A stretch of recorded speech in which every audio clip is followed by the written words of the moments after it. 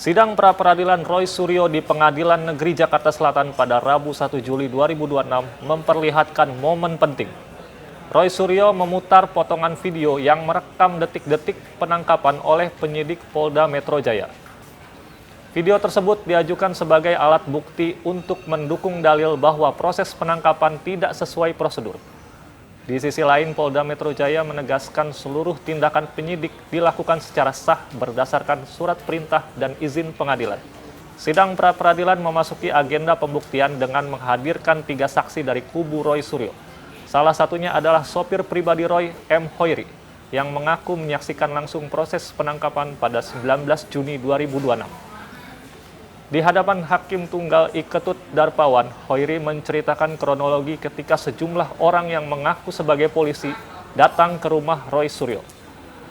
Menurut Hoiri, awalnya Satpam Kompleks datang lebih dulu untuk menyampaikan ada tamu yang ingin bertemu Roy Suryo. Namun situasi berubah ketika sejumlah orang yang mengaku sebagai polisi meminta gerbang rumah segera dibuka. Hoiri bersaksi dirinya sempat meminta izin kepada Roy Suryo terlebih dahulu. Akan tetapi menurutnya permintaan itu tidak diindahkan. Ia mengatakan polisi tetap mendesak agar pintu gerbang segera dibuka. Dalam video tersebut terlihat sejumlah polisi di rumah Roy Suryo. Aparat disebut masuk hingga ke kamar yang saat itu ditempati istri Roy Suryo. Menurut kesaksian Hoiri, saat itu Roy Suryo belum mengetahui ada petugas yang sudah masuk ke kamar tersebut.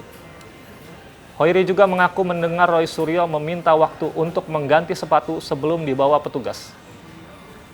Namun menurutnya kesempatan tersebut tidak diberikan dan Roy langsung dibawa turun oleh polisi. Saksi menyebut petugas meminta agar kuasa hukum Roy mendatangi kantor polisi. Sementara itu, Roy Suryo menyatakan para saksi yang dihadirkan merupakan orang-orang yang menyaksikan langsung proses penangkapan.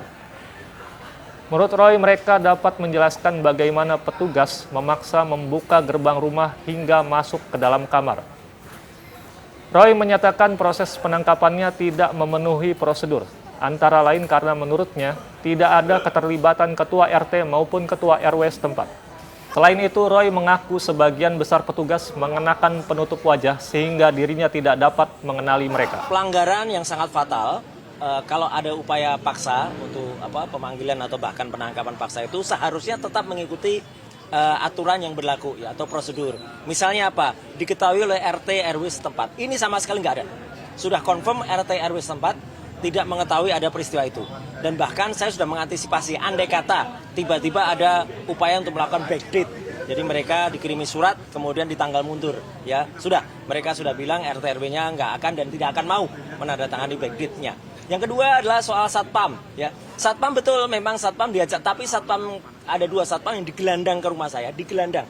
Ya, jadi artinya hanya ditunjuk surat kemudian diajak dan satpam itu sangat sopan, tidak masuk ke dalam rumah. Hanya di luar dan kemudian mereka lah yang sebenarnya minta izin. Tapi tiba-tiba para penyidik itu langsung masuk, langsung naik, bahkan langsung masuk kamar tidur. Di sisi lain, Polda Metro Jaya membantah tuduhan penangkapan tersebut melawan hukum. Dalam jawaban yang telah dibacakan pada sidang sebelumnya, Polda Metro Jaya meminta hakim menolak seluruh permohonan pra-peradilan Roy Suryo. Polda menyatakan tindakan penggeledahan dilakukan berdasarkan izin ketua pengadilan serta surat perintah penggeledahan. Karena itu, Polda Metro Jaya meminta hakim menyatakan seluruh tindakan penyidik telah sesuai ketentuan hukum yang berlaku. Putusan pra-peradilan pada 7 Juli 2026 nantinya akan menentukan apakah proses penangkapan dan penahanan Roy Suryo telah sesuai prosedur hukum atau tidak. Demikian headline iNews ID hari ini. Simak berita-berita terbaru hanya di inews.id. Saya Reza Fajri, sampai jumpa.